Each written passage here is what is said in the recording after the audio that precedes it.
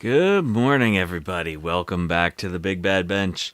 I know you're probably all still recovering from yesterday's very intense live stream, but we got to get back to work. There's a lot of work to do on the Big Bad Bench. So today we're going to be dealing with some compact Macs, specifically the two variants of compact Macs that have 68030 processors, so they're a little bit faster. Obviously, everyone loves the Macintosh SE30. But the Macintosh Classic 2 is a nice little system, so we'll be doing some work on all those. I've been working on this Classic 2 for a year now, and so hopefully we'll finalize this thing, get it all sealed up. And in the chat already, we have Dave's Vintage Apple Tech, Vic the Vicar, and Garth Beagle. How's it going, guys?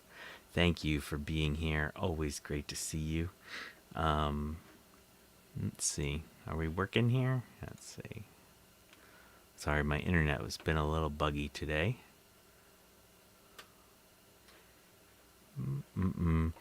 All right. Let's assume this is working. Okay. So let's get back onto this SE. This is the Classic 2. So let me show you. This thing works fine right now.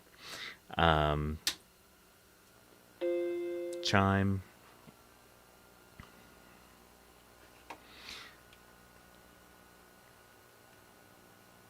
And Justin D. Morgan is here. How's it going, Justin? All right, so this is my Classic 2. This thing was cursed for the better part of a year. And as you can see here, it boots up fine. It chimed real nice. Yeah, I mean, the Classic 2s are starting to get a little bit more expensive now. I've seen people asking for $200 for dead ones. I don't know if they actually got the $200 for those dead ones, but I didn't pay $200 for a dead one. And Eric Helgeson's here too. How's it going, Eric? All right, so I probably should have put in a quicker OS on this one. I think this is 7.5, which is a little much for a Classic 2, but just want to prove that this thing can run. This thing can run some software. So we just need to wait a little while. We'll do some waiting. Actually, I guess while this thing is booting, let me show you what wound up being the problem. So right here, you can see I have a little bodged resistor. It's a 22 ohm resistor, and basically, I recapped this thing. I fixed bad traces. I thought that the problem with this thing was just like bad vias, and so I was probing vias and fixing vias and doing tons of work, and it turns out that it was a bad cracked resistor on the back of the logic board. Once I did that, it worked great. Justin bought a $5 not working HP desktop yesterday. Nice. Yeah, there should be Amber said there's going to be another $100 PC challenge, so that sounds like a good start. So this thing currently has, you're not going to be able to see it every once in a while, so 10 megs of RAM. Nice little system. So let's shut this back down. So what I want to do is get rid of that bodge resistor and put a real resistor in, because I did not have any SMT resistors around. So let's do this. That junk on the bench. Should we do this under the microscope? Yeah, let's do this under the microscope. Ooh, it's dark microscope today. So you can see that is an ugly job I did. But I just wanted to confirm that was really the problem. Oh, and it just fell off anyway. That's funny. Okay. So let me show you. Let's see if this still does the bad thing.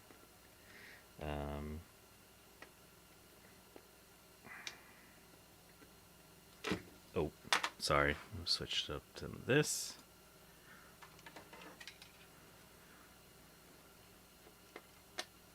Okay. Oh, no, we gotta go like this.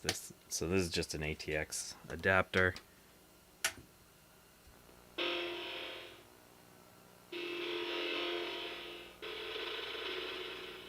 Alright, so this is what this thing did. You heard that nasty sound that it was doing. The, the visuals change a little bit, but we get this weird kind of pattern across the middle. Sometimes it would be like vertical stuff. At one point, I could touch the RAM sockets and have it do weird stuff. And basically, Tech Knight was like, you have a floating line. And that's what made me realize that I had to trace all the address lines in this thing. So I'll stick that back over there. So I picked up one of these jobbies. So this should be a 22 ohm resistor. These things are great. It's a very very cheap way to get a whole bunch of SMT components. So yeah, no, it had nothing to do with the sound chip. It was all about address line 3. So address line 3 was floating, and that caused all the problems.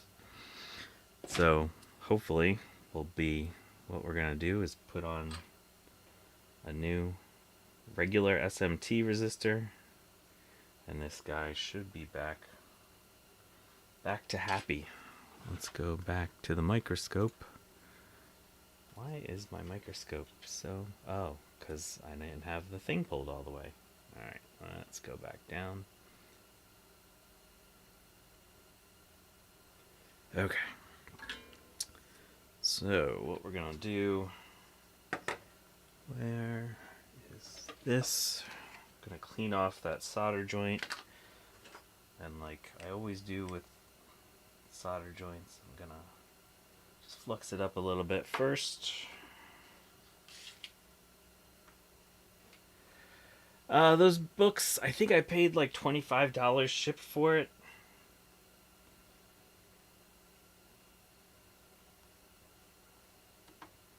Which, you know, if you're going to go and get specific resistors, it's probably cheaper to just buy the specific resistors. But if you have no idea what kind of resistors you're going to come across, then this seems like a pretty good solution. I think I got mine off of eBay, but there are companies like blah blah blah, Northridge Fix, who I would, you know, as a good kind of person to support. Okay, nice shiny solder joint there. You can see the ones I bought were slightly bigger, so I forget my size. So this was a book of 1206 resistors. I should have gone for the next smallest one down. I think the 805. I don't know all my numbers for these. Sorry. Okay, nice shiny solder joints on that thing. Let's give it a little squirt of isopropanol. And hopefully we will be done with this Classic 2 for my lifetime anyway. At least functionally.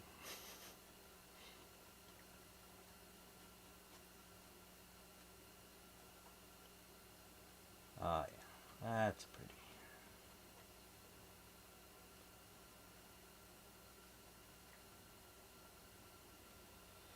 Yeah, I mean, so I keep a bunch of old motherboards around for situations like this where, you know, you can always pull off a SMD resistor.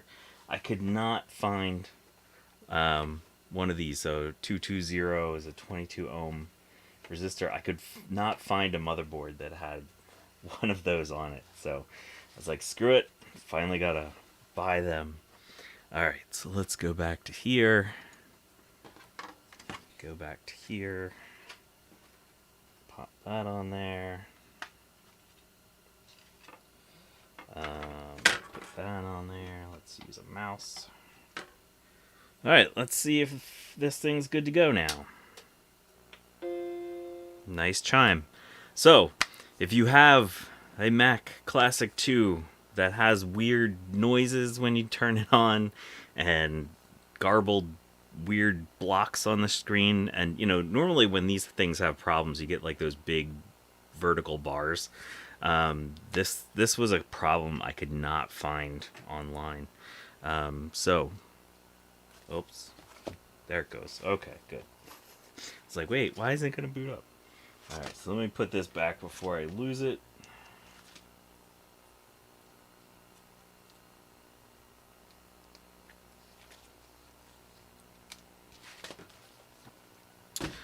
Alright, so, I got a spare floppy drive with a missing SMD resistor. Yeah, if you know the value, the books are such a nice thing because basically you get all of the values for $25 and you're good to go. So while this thing is booting up, let's talk about the 2X that I've been working on. So the 2X is currently in sort of a holding pattern. I got it to boot up last week by making an adapter so that the math coprocessor. So I had the PLCC style math coprocessors. Oh, I guess I can show you here while that's doing its thing. So I had some of these PLCC style math coprocessors, but the Mac 2X requires the PGA style. And so I just made a little adapter up. So this thing's kind of wild. But this thing's been working great.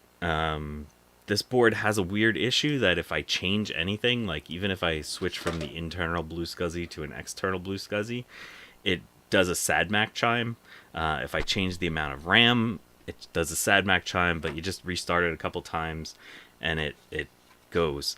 So this thing's basically good to go. I'm waiting on some battery adapters for it. I'm also retrobrighting it. So if we look back, okay, so this thing's booted up, and you can see we have our happy, let's see, about this Macintosh. We've got our 10 megs of RAM, so this thing should be all set and ready to go. So let's shut that down. Ooh, a Performa 600 with a surprise inside. Hey, Sloopy Malibu, how's it going? So let's put this thing away. Yeah, the Mac 2X does not like change. Alright.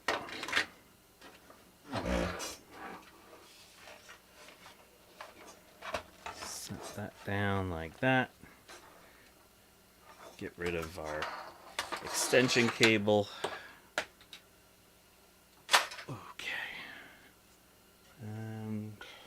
It's been a year since I put this thing together.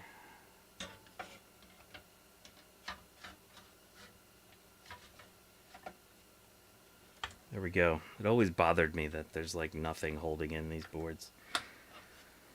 Okay. Alright, so we can get rid of our Classic 2. This thing is gone.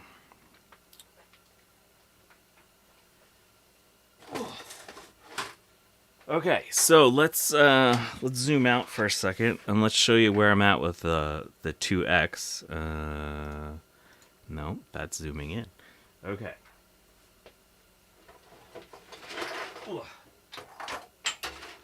So for color reference here, I have the lid of the 2CI that I retrobrighted before. And here's where we currently are with the 2X, and you can see there's some yellow. Sorry, I just got it out this morning and it rinsed it off. And you can see where my weight was left because I was an idiot. So you can see, you know, it's beige, but it's not perfectly homogeneous. So there's still some colors. And Adam McGee is here. So, you know, this actually looks way better. So let me show you what it looked like before. So here's our you know, this is our color reference. And let's show you what it looked like before. So you can tell we do have some color improvement. So, you know, this thing's making progress. It's not where I want to be, Let's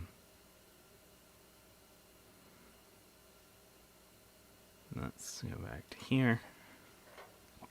So to show you this again, right? Still a lot of yellowing, but like this big mark that had tape on it, that's all gone. Well, it's faded quite a bit. You can still see some yellowing around it, but again, compared to this, we've come kind of a long way. So we're getting there. This thing's gonna need more time. It's gonna need some fresh peroxide. But okay, so we'll set that aside now. Now let's move on to everyone's favorite computer, everyone's favorite compact Mac, the SE30. Put all this stuff, get rid of our water. So, this morning, I dropped the SE30 chassis. So the first thing that we need to do is see how bad I screwed it up. So here's the logic board.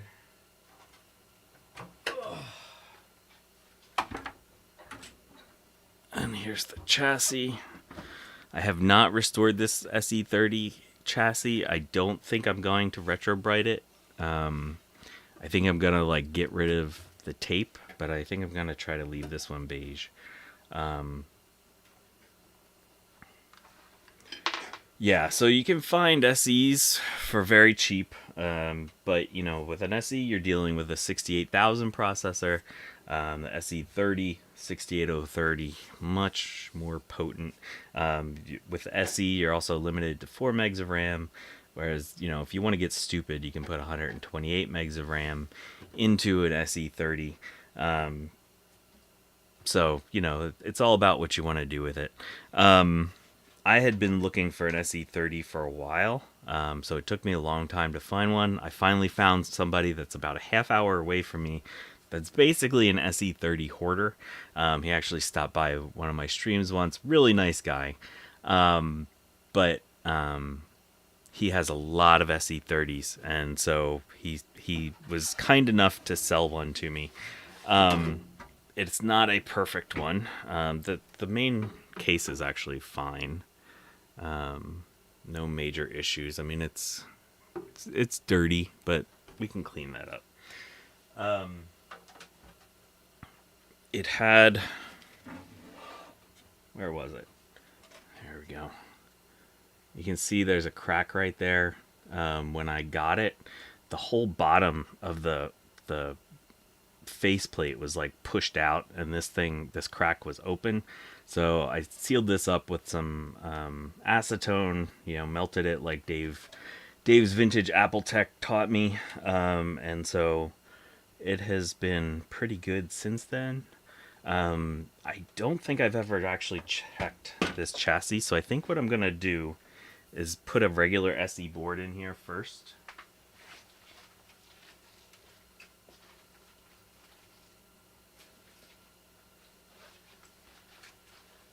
Because honestly, I don't, if this thing has like 15 volts coming out of the 12 volt rail, I don't want to fry my SE30 board. Okay.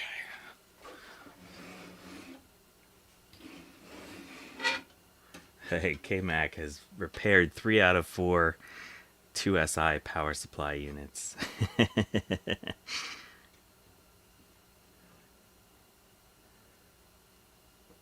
Oh, yeah, that sucks if you have a necked SE30. That's painful. Let's put in some RAM on this thing.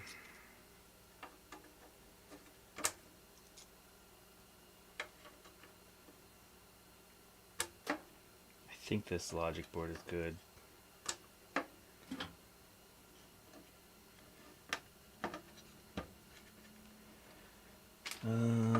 This is from the 2X, but it should be okay. what I want to do is have this out. Check our voltage as soon as we power it on.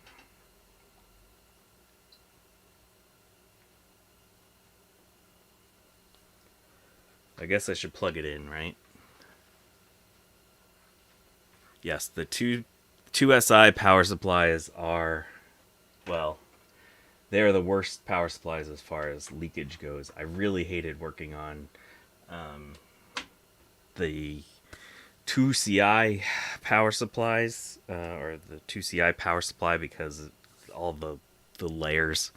But yeah, the 2SIs do the most damage. All right, let's see what we got here in 3, 2, 1. All right, we got a chime.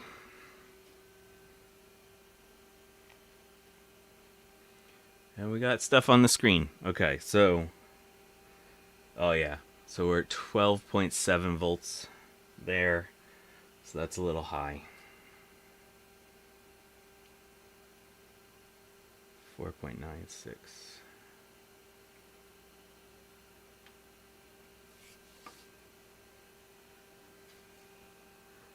Yeah, I think what we're going to do is turn this down a little bit. So,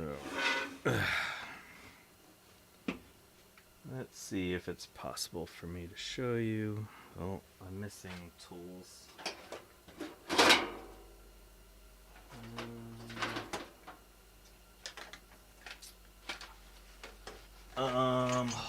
Hold on a second, please. Nope, that's not gonna work. Alright, one moment. I will be right back.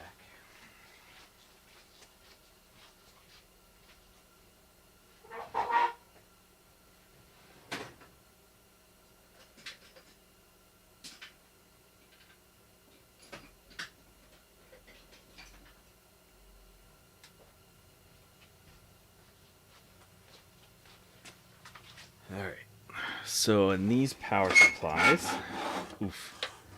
there's a little hole right here. Theoretically, you should be able to stick a screwdriver in there and feel an adjustment pot.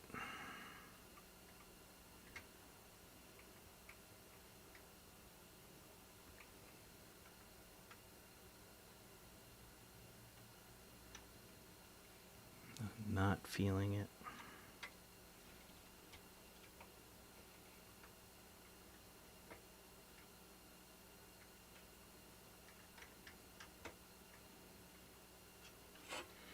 Alright, let's unplug this. See if I can get a better angle on it. So sometimes you can see it. Sorry, y'all gotta look at my bald head.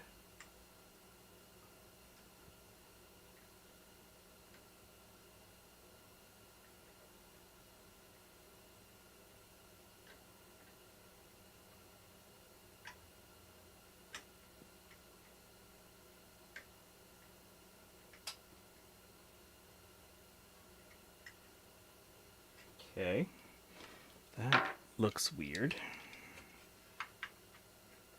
I see it.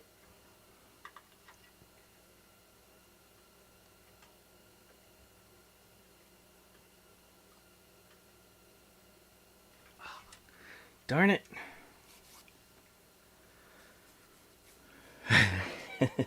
This is not where I get electrocuted on stream.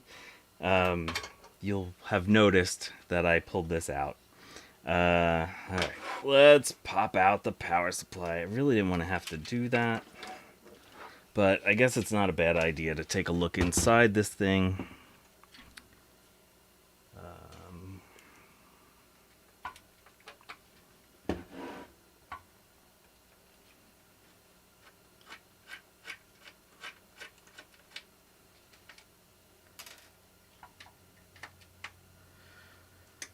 What is a Performance 600?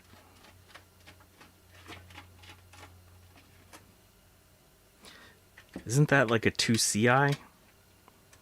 Or a 2CX?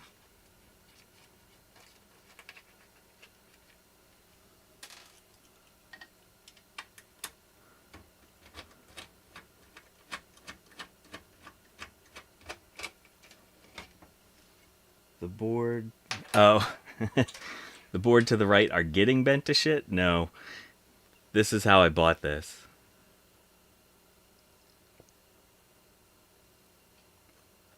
Yeah. So this is going to be a subject of a future stream. So this is a 68881 math coprocessor for 68020 processor, and they are stupid expensive. So I bought one that was all mangled. A 2VX. Okay, yeah, that makes sense. All right, let's get this off here.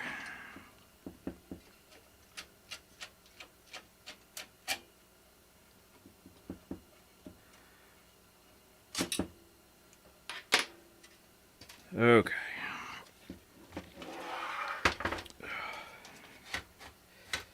So these things are kind of a pain to take out of the chassis.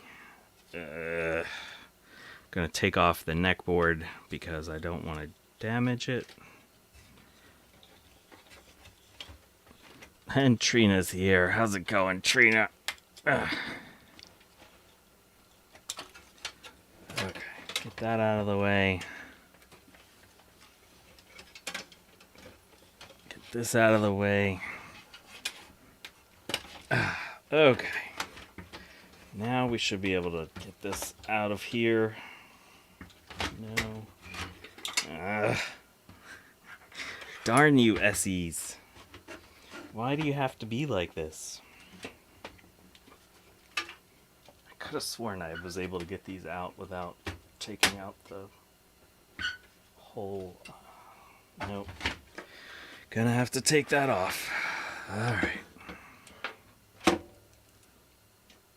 Take that off.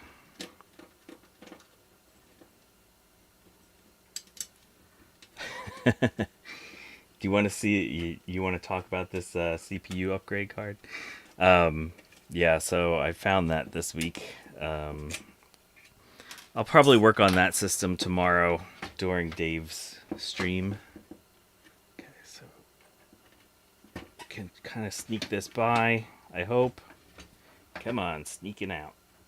Oh, fine, I'll just take the whole freaking thing off. So that's a Sonnet 1.6 dual CPU upgrade card for a mirror drive door Macintosh G4. Oh, look how easy it is to take this off as soon as you do this. Yeah. I've done it before. It just was not happy with me today. So I want to pop this open. Normally the Sony power supplies for the Macintosh SEs don't need work. Looking at this thing, it basically looks brand new. You see there's like no leakage or anything down here.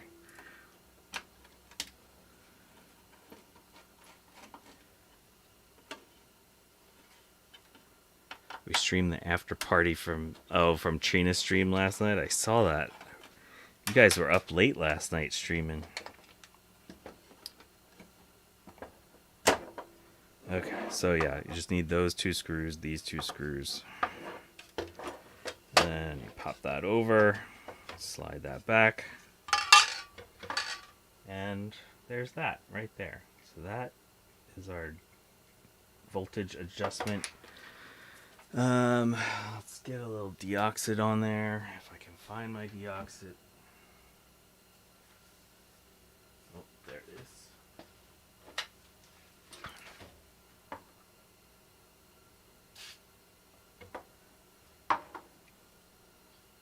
And I'm just gonna turn this a little bit to help the deoxit work.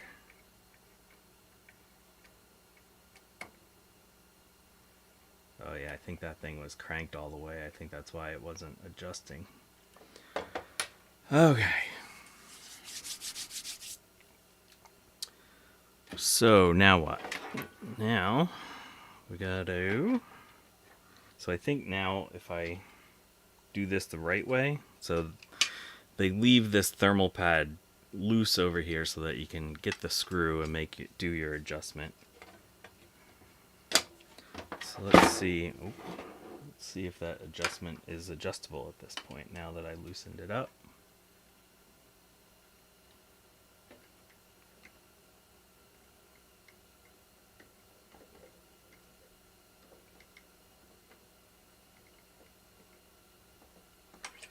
Now, it does not like that screwdriver. I lost it. Oh, no, here it is. I found it. Yay. Okay. Here's my SE adjustment screwdriver. Oh, yeah, that fits nice. That one's adjustable.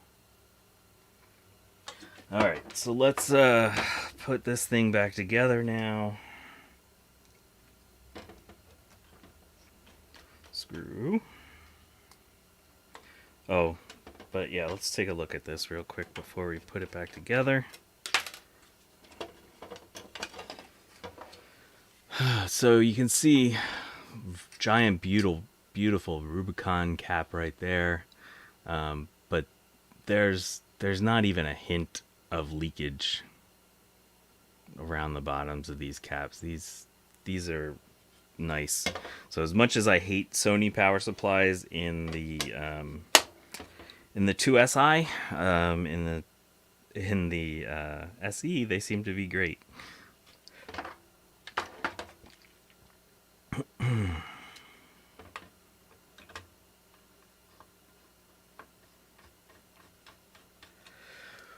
What are you waiting for caps for, Ryan?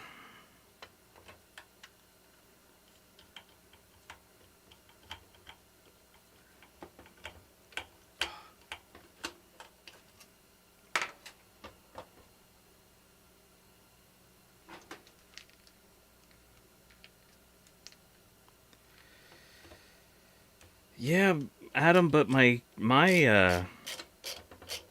2SI, or not 2SI, my Mac 2 power supply that was a Sony was a little wonky. Some of the caps looked kind of bad. I replaced some and it started working.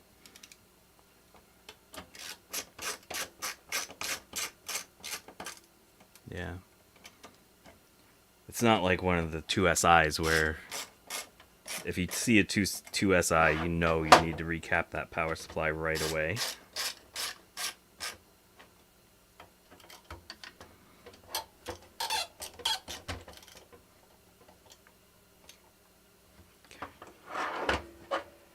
All right. Let's put this back together. I'm like an animal today. Come on. Let's try to do things the right way, John.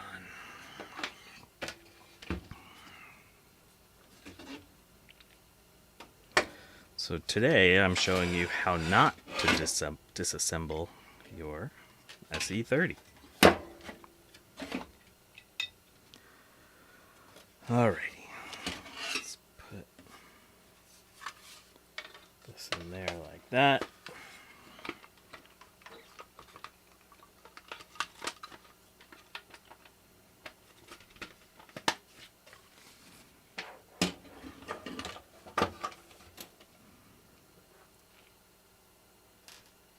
These.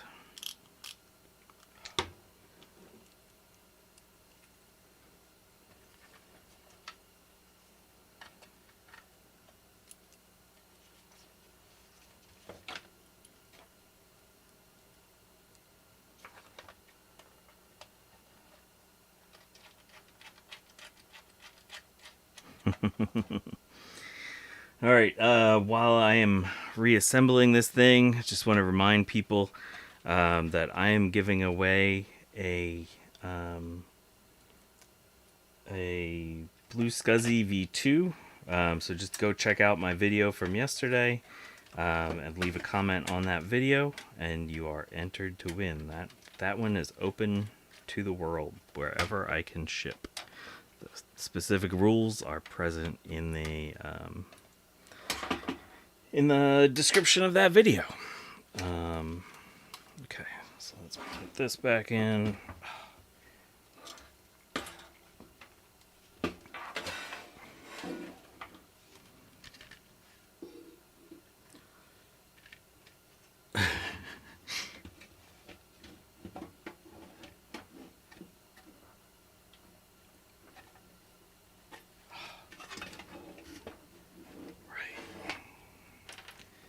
Leave that loose.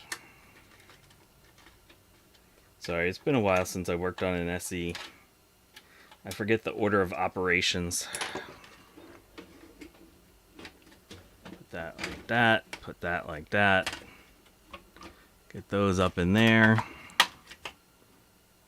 Make sure that your little tabs are aligned. And then you have your weird threaded screws that you need to get in, which sometimes they're a coarse thread, sometimes they're an intermediate thread.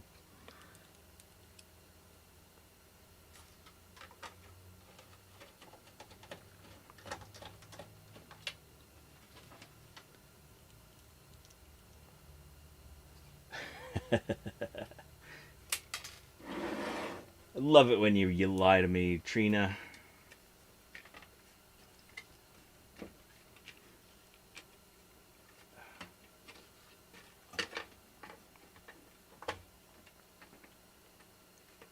All right, make sure that those are in there. There we go. Now that fits in there.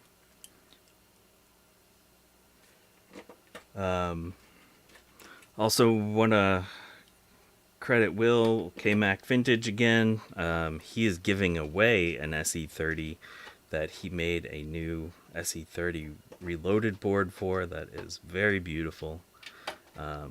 So check out his channel. If you're still here, feel free to put that link in the chat again.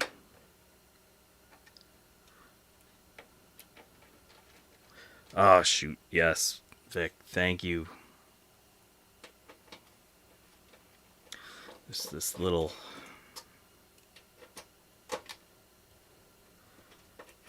Frodo Jedi is here. How's it going?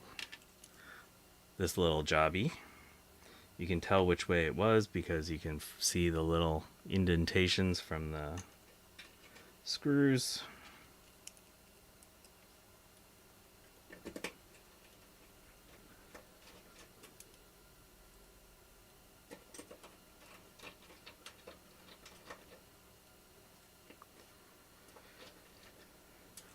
All right.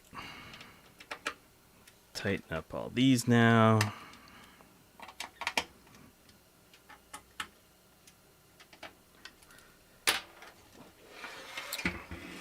Let's put in our yoke connector. Already plugged in power supply. Let's put our anode back in. And our neck board.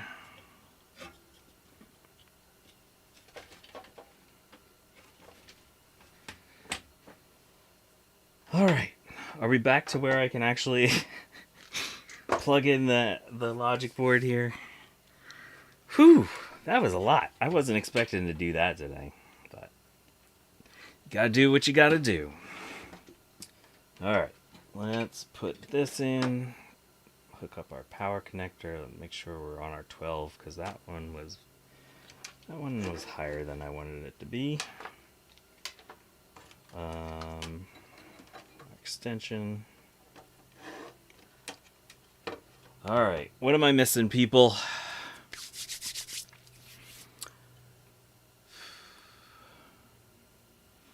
I think we got everything ready to go.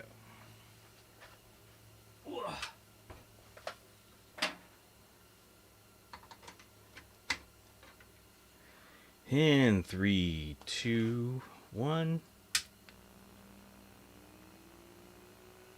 It's lower.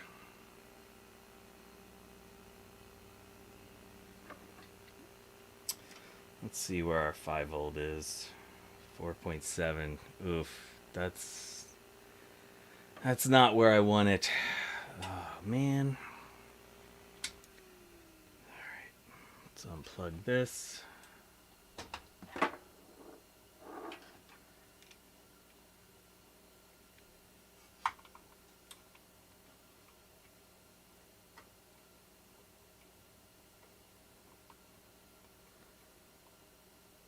Like I said before, I don't like to do this adjustment while it's powered on.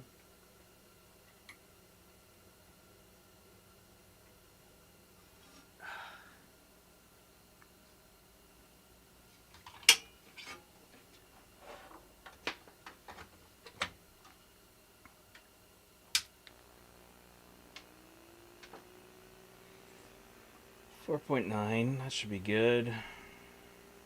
12.7. Alright, that's not bad. We'll take that.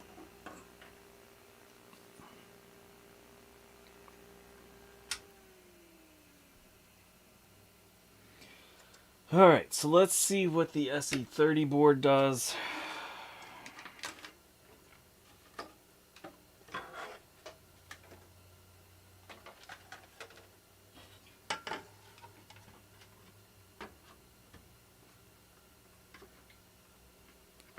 So this thing has not been recapped yet. It has just been decapped.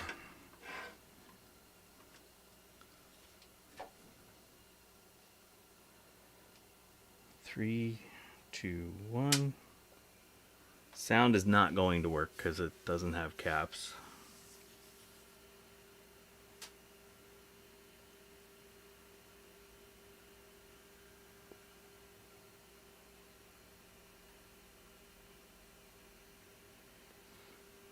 I see nothing happening there.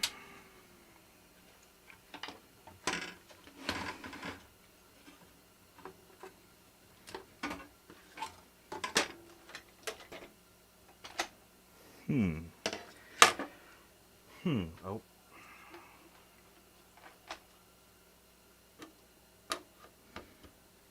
Try that again. Let's check our power.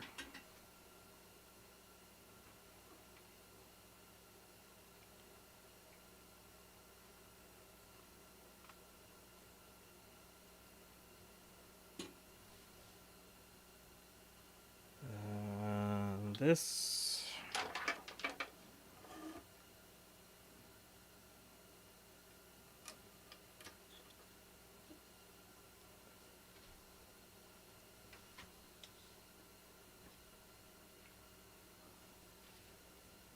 Three, two, one.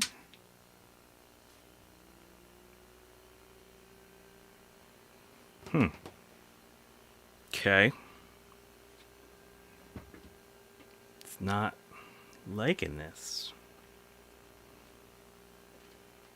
Got 4.91 and 12.7. I guess I could try getting it closer to 5, but 4.9 is typically fine for these.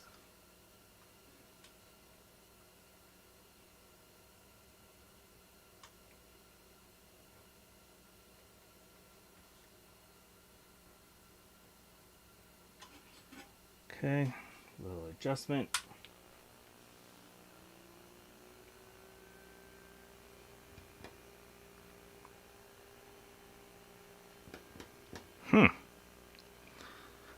So, this is what I'm getting. Oh. Of course, I jiggled it a little bit.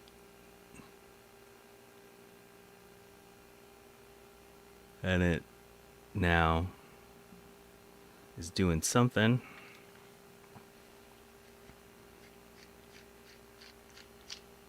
Okay, so there we got that.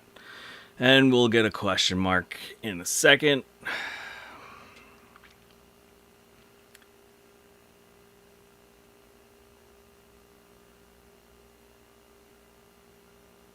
There it is, that. Okay, so maybe... Oh, I did forget to connect the ground. But let's try to clean out those connectors. Maybe one of the connectors is a little A little dirty.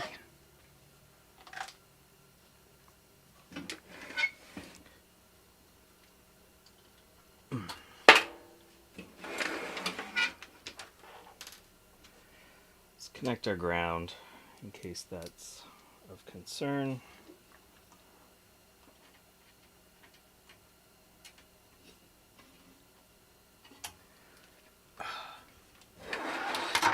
See you, Garth. Thanks for stopping by.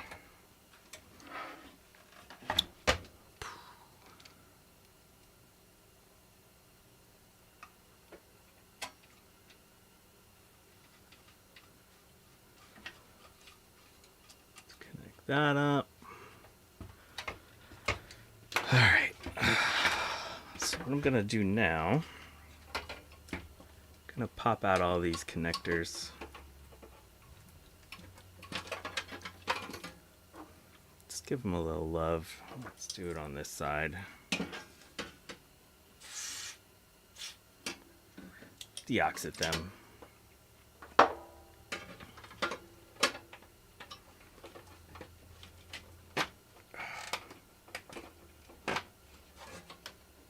Do the same with the main power connector going into the analog board.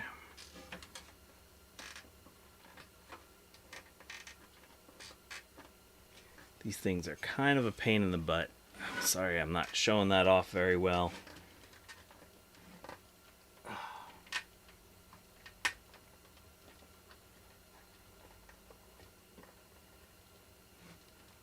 we go. Get a little deoxit in there.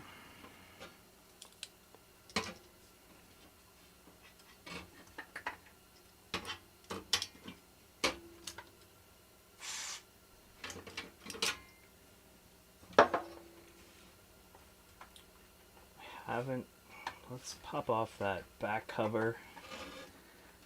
Normally you don't have to worry about crack solder joints on this, on the SEs, but let's take a look.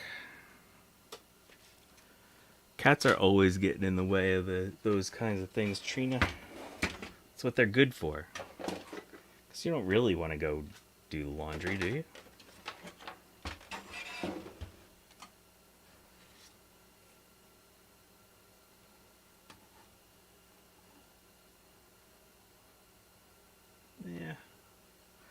I guess it wouldn't hurt to hit these real quick. I don't know if it's going to show up. Let's try to zoom in a little bit here.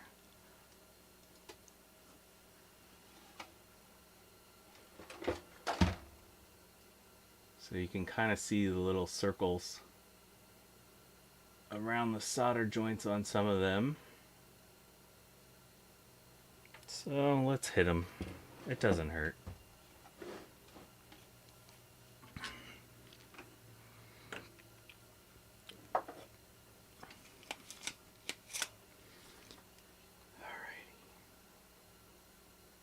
That one quick.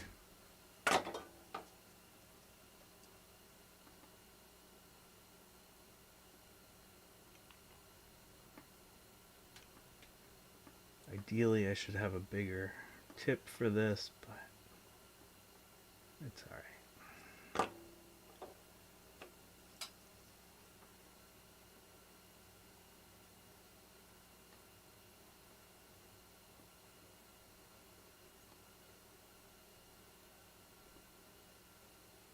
Wasn't anticipating working on the analog board.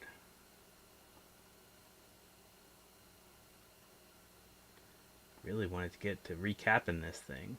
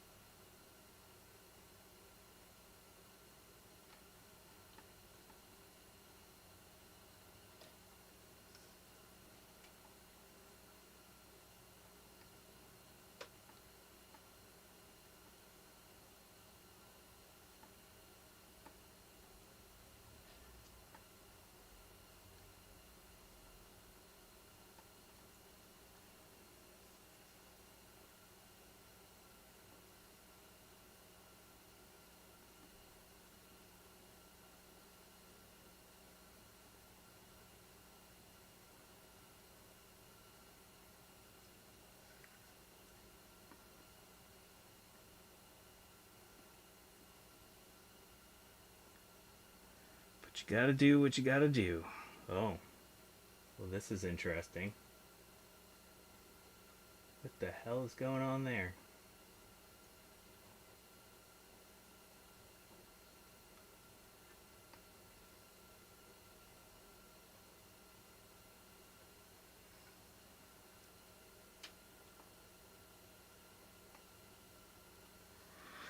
Huh. I don't like the looks of that at all.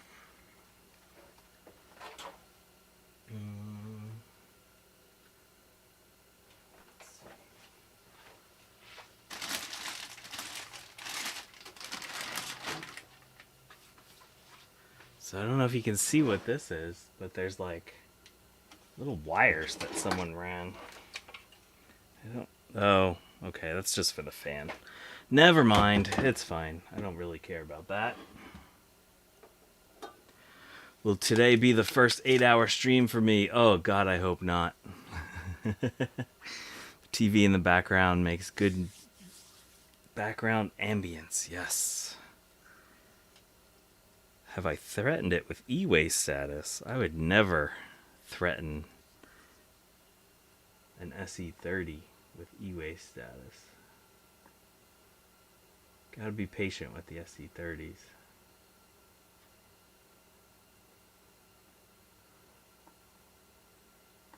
Okay, so like I said, people, this tip is way too small for this job.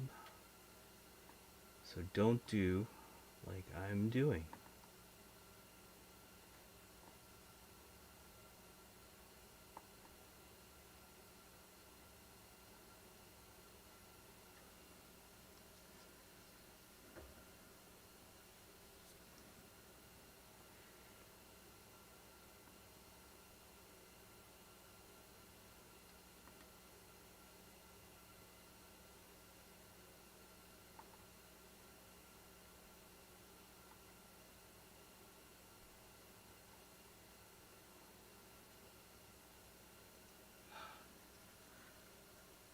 Solder sometimes gets tangled. I have tangled solder. Okay, there we go.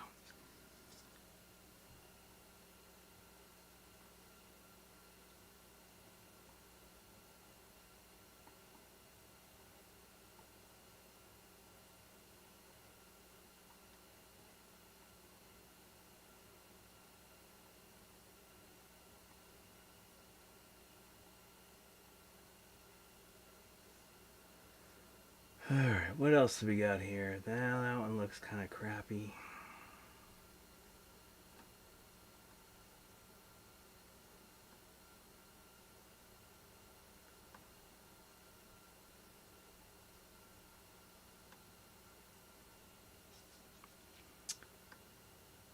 I was hoping this one would be a nice, quick, easy fix. I was not anticipating having to work on the analog board.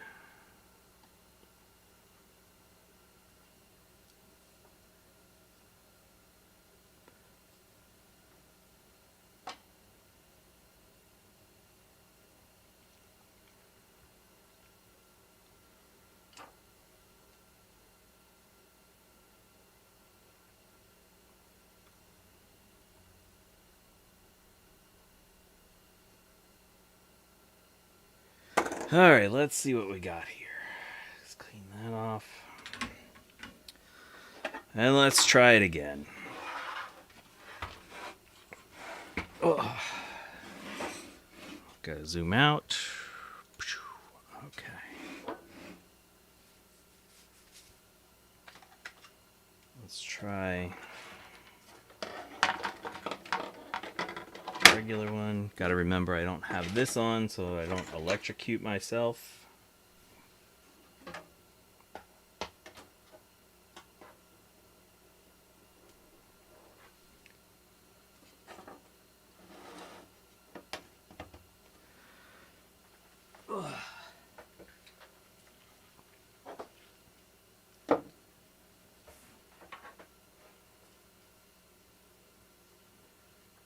Yeah, this isn't dangerous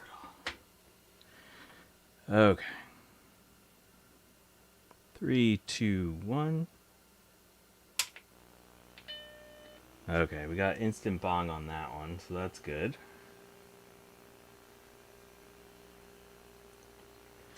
Maybe it just needed a little bit of reflow.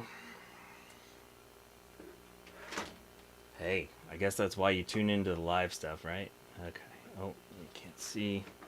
But 12.7. So that's not too terrible. All right, so let's try our SE30 board.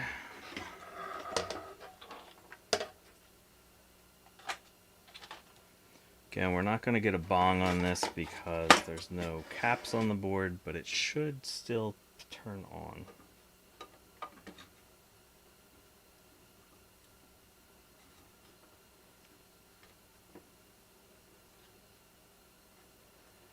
I haven't bought a new iron yet. This is my backup old Weller.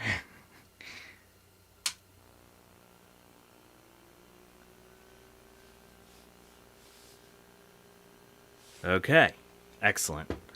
So we got screen, we got, you can't see it, there's the cursor. So this thing is turning on. Let's shut that off. Whew, okay. Now, let's put some caps in this thing and see if we can save it or get it going. Whatever we need to do. So, oh, where's all my caps? Oh, geez. Oh, I'm so unprepared. 16 volt, 47 microfarad, and 1 microfarad, 50 volts. So I think there's one microfarad, 50 volt. Yep. Right there. Oh, you need to see the microscope. There's that.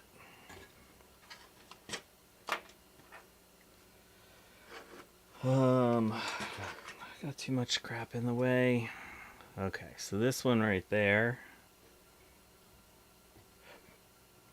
That one should be my 1 microfarad 50 volt. And I think the rest are all 16 volt 47 microfarad. So, let's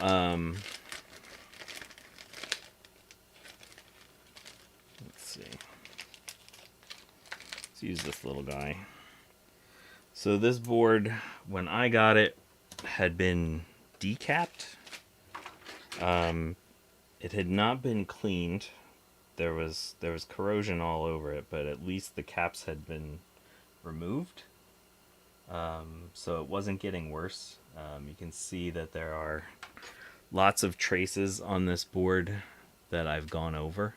There was one bad trace right here that I had to fix. There were some other bad traces in other locations. Sorry, I lost the chat. Make sure I'm not missing anything. Eric's Edge, how's it going, Eric? Alright, so let's get to capping this thing.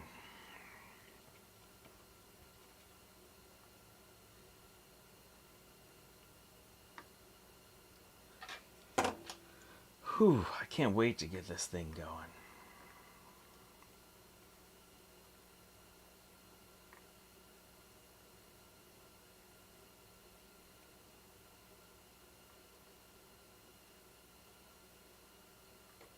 Okay. Nope. I'm gonna move that ever so slightly that direction because I am that crazy. Okay.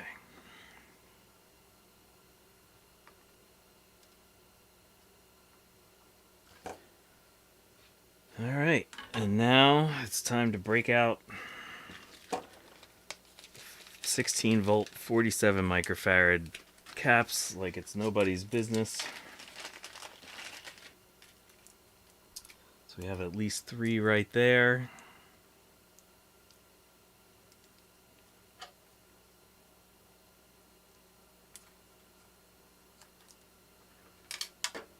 Oh, now there's one on the floor. Okay.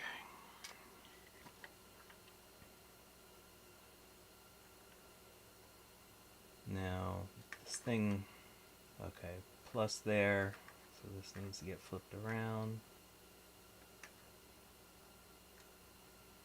And plus there. And plus there. Okay.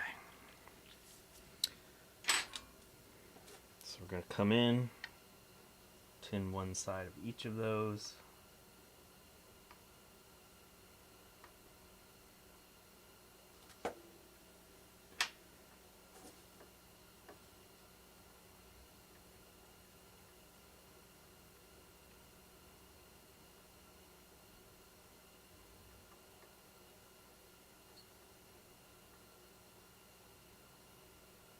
That little repair I had to do is kind of a mess, so that might need a little bit of tweaking.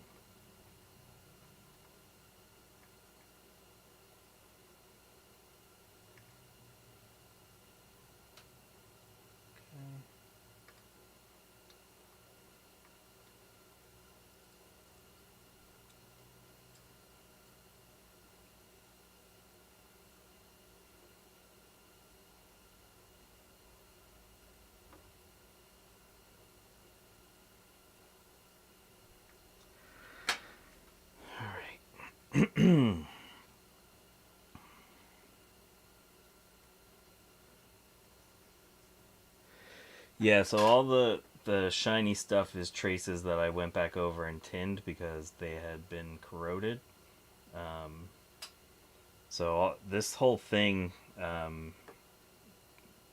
mean, this whole region where if you don't see solder mask, you know, like over here you can see a little bit of solder mask. Everything beyond here has been retinned because I had to come through and polish it because it was so corroded.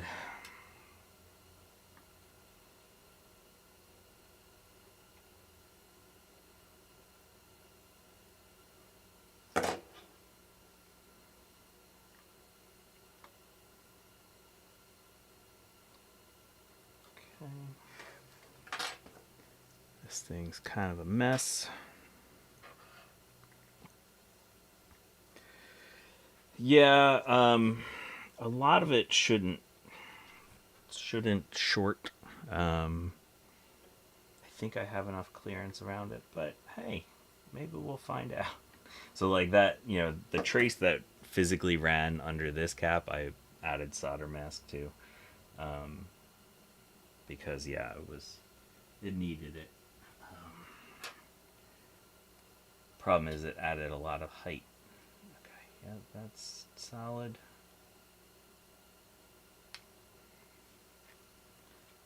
This one is slightly crooked. Need to fix that.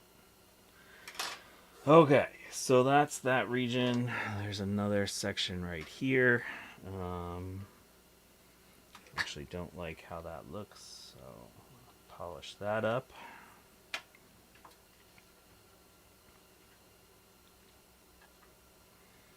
Dave's back.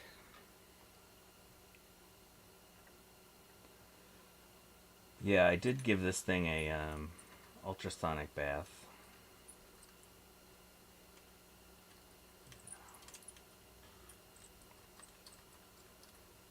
So, you can see a nasty little chunk right there that I had missed. It's all nice and clean now. Okay, so that, like that.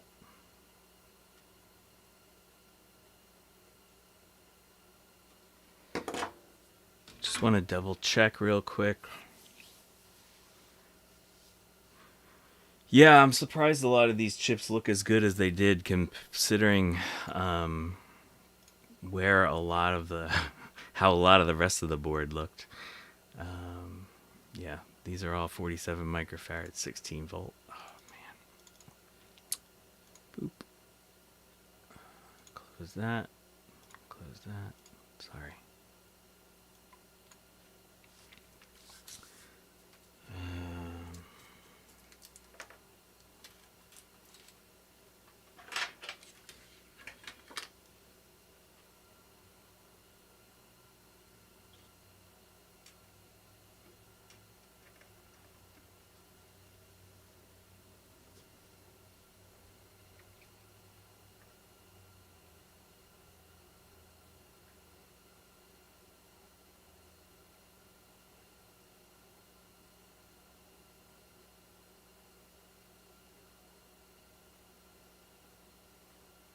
Okay.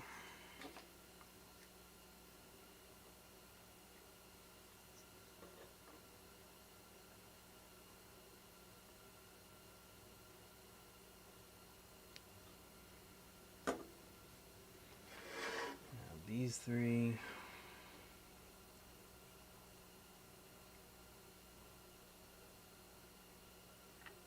Plus that way, plus that way, plus that way.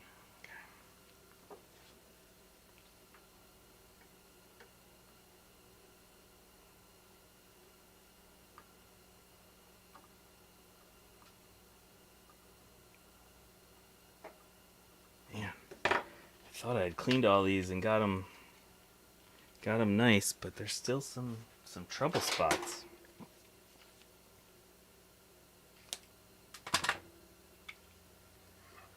One Bit Fever Dreams. How's it going, One Bit?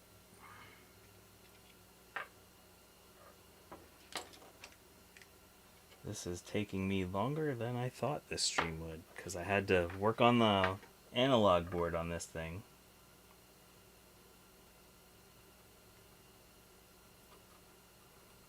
There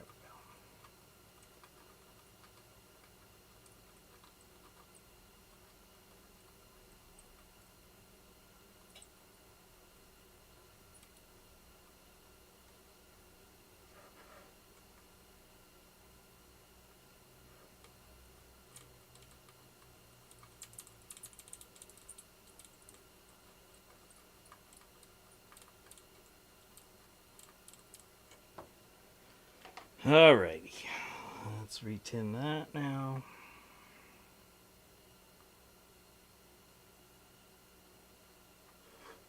Do that one.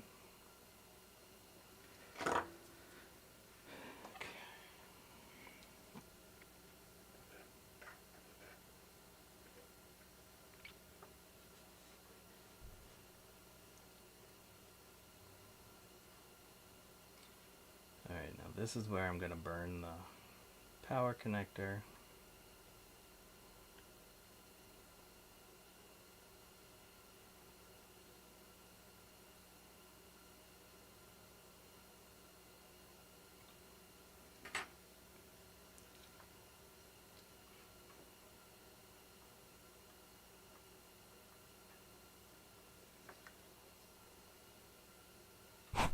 Ooh, sorry.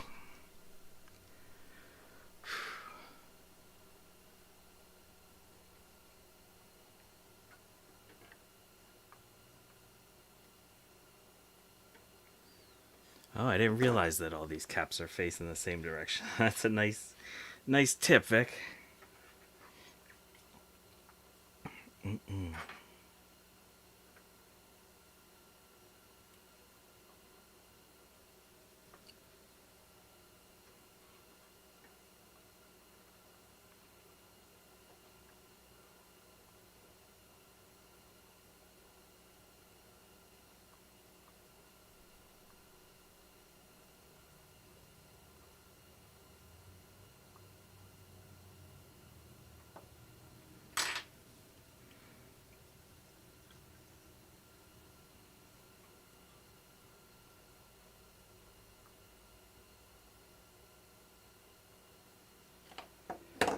Alright, and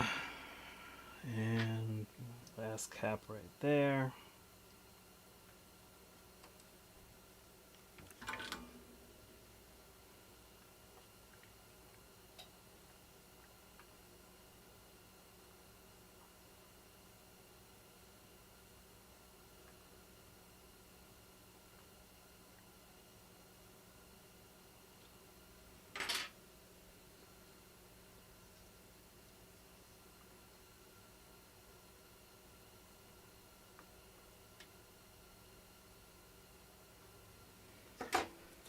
Alrighty, so that's that part of the board. Let's come down over here. This one needs to be cleaned again.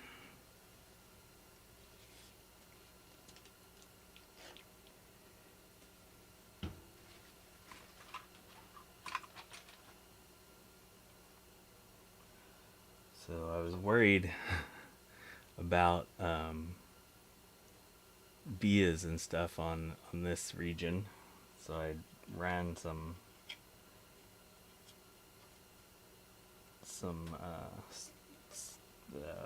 the legs for like uh, capacitors and stuff through the vias just to double check, because this spot was really bad right here. So, but everything seems good now.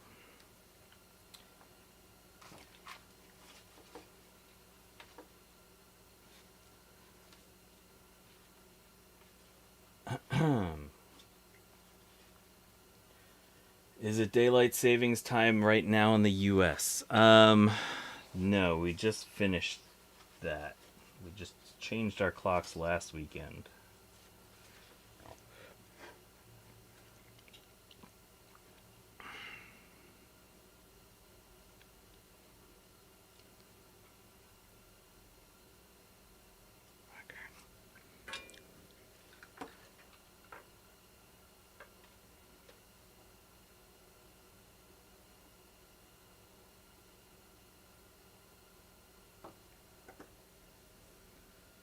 Alright, I think we have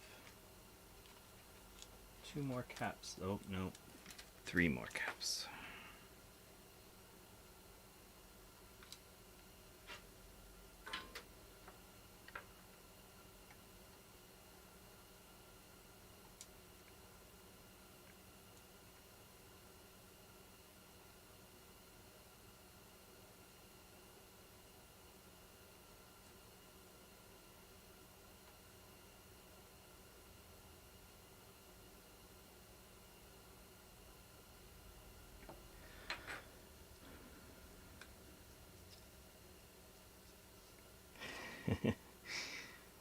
They're not 1 hour early. They're 1 hour whatever.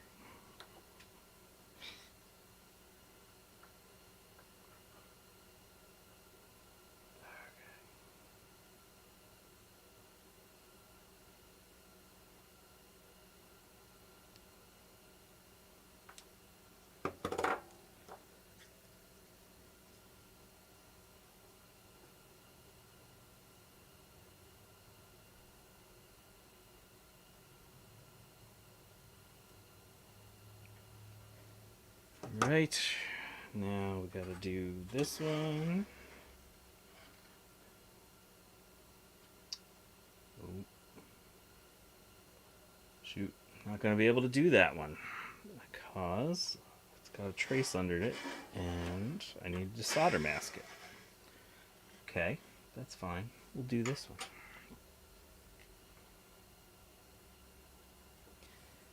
Clean this up a little bit more.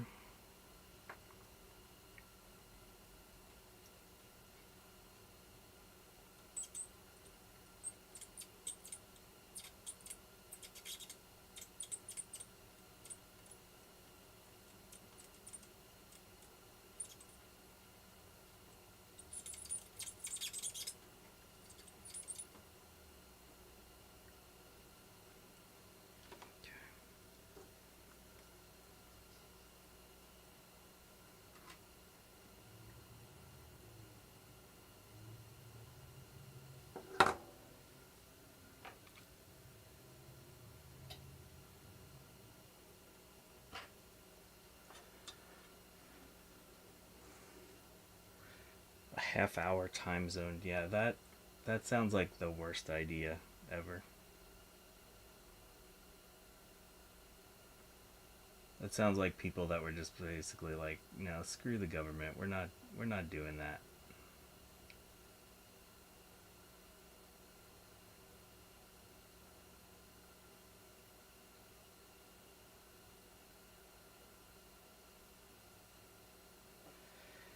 Okay. Is that side of it?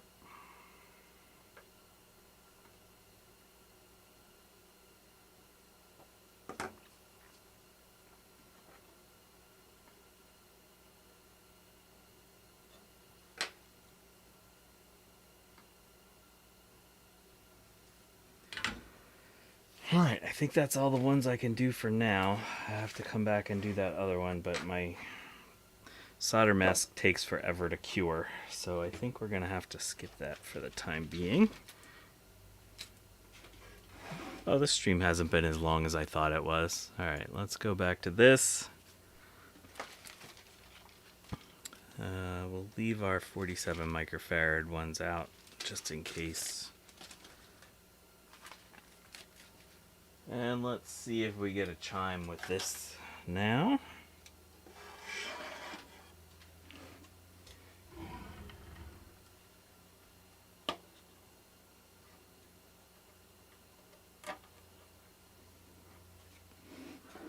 Should we go really bold and like hook up a mouse and a BlueSCSI to this thing?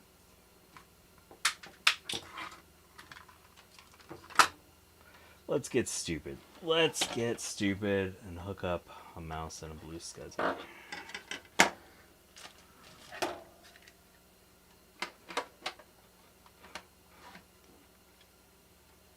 Go all in.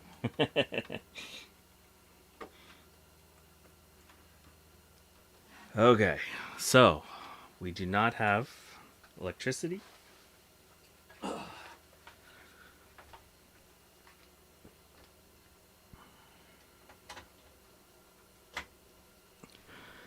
All right, everyone ready?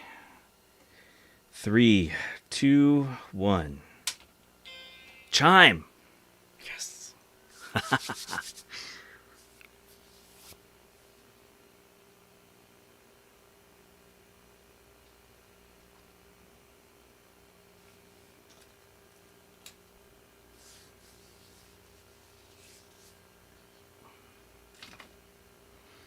Come on, baby, boot.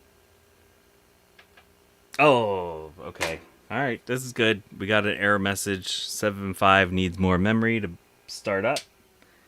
That's the whole reason we have the SE30.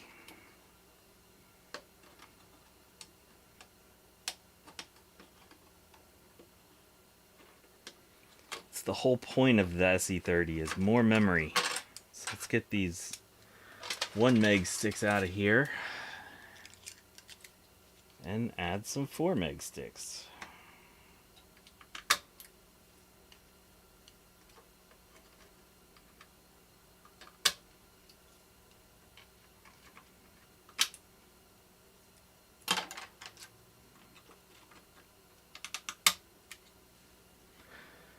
Three, two, one. Oh, can anyone see what I did there and why we got the SADMAC? So you gotta put all your Sims in the right place. I am really doing crappy today.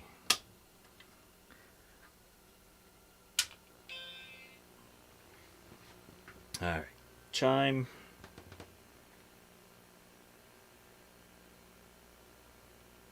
System 755. Huh, that's interesting. I wonder what version this is. I'll double check once we get started. I'm going to move my camera. Avert your eyes for a second if you get seasick.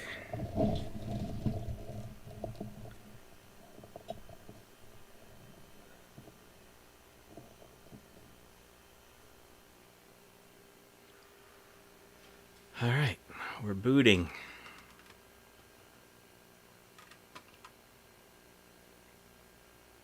Screen's not terrible.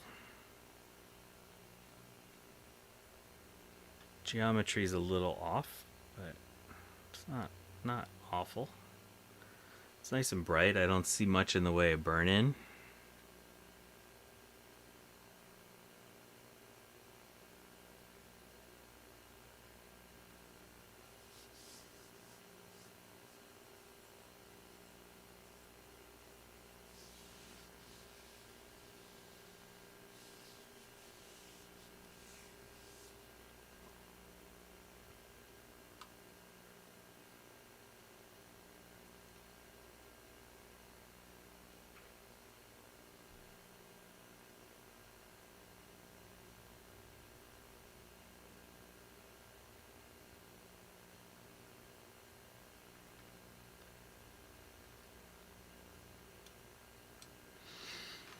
So which version of macOS is this?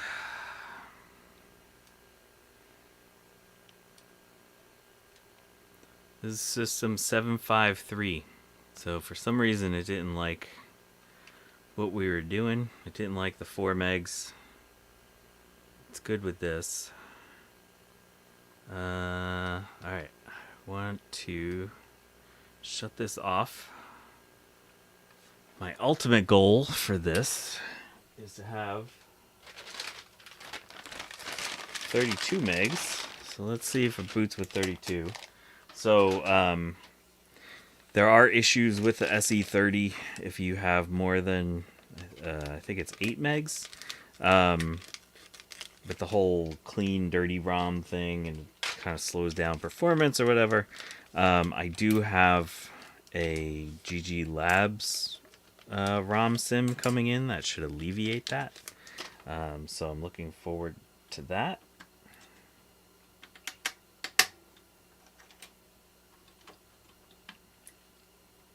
Oh, you can't see what I'm doing. I'm sorry. Sorry. Just putting in more RAM. Let's back up a little bit.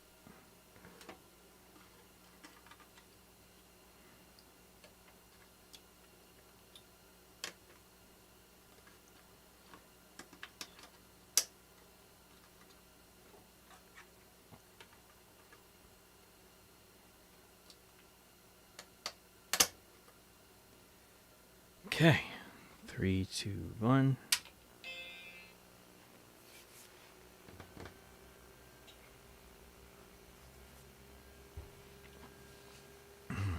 So we didn't get a sad chime, so that's good. So yeah, you can run mode 32. It works fine. Just slows it down a little, basically.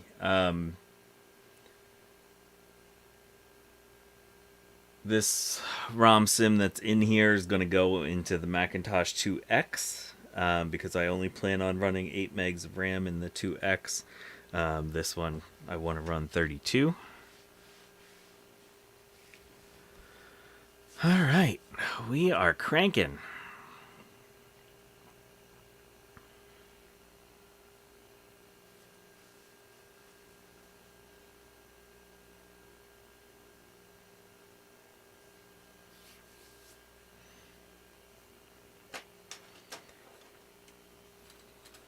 Set that aside.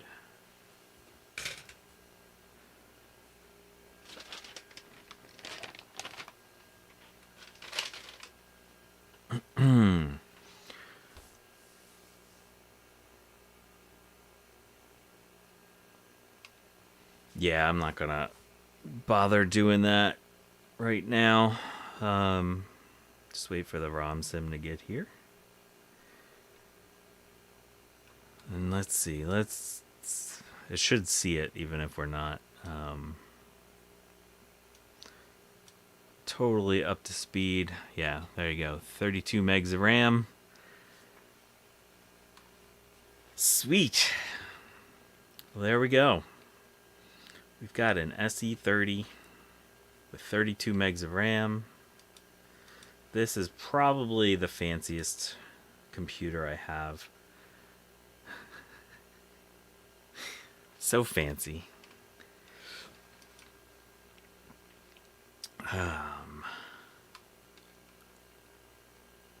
So what I'm gonna do is I'm gonna shut that off. I'm gonna let this start cranking. So yeah, this is only going to be able to test up to 8 megs of RAM because we're in 24-bit mode here. So yeah, I think we're going to call that for today. Oop, my camera is in the way. So yeah, I want to thank everyone for stopping by today. Vic the Vicar, Dave's Vintage Apple Tech, Justin D. Morgan, Everything is Broken Garage. Who else was here today? One Bit Fever Dreams, Eric's Edge, Tech Knight was here. Wow, lots of cool people here today. Trina's Techno Babble, Starbuck Tech, sorry I missed you earlier. Adam McGee, Frodo Jedi, Garth Beagle. Let's see, did I miss anyone? think I might have gotten everyone. Who did I miss? Tell me I missed someone. But yeah, so just a reminder that I'm giving away a BlueSCSI V2. Where is it? It's right here in this ESD safe bag, sealed for your protection. So go back to my other video. It's actually linked in the description today. All you have to do is leave a comment on that video, and you are entered to win. Oh, K-Mac Vintage, how's it going? Sorry I missed you. All right, yes. K-Mac Vintage, Will was here. Tomorrow, Dave's Vintage Apple Tech stream is going. So definitely check in for that. I should be around. I hope to be anyway. And have a really lovely day, you all. And thank you for stopping by.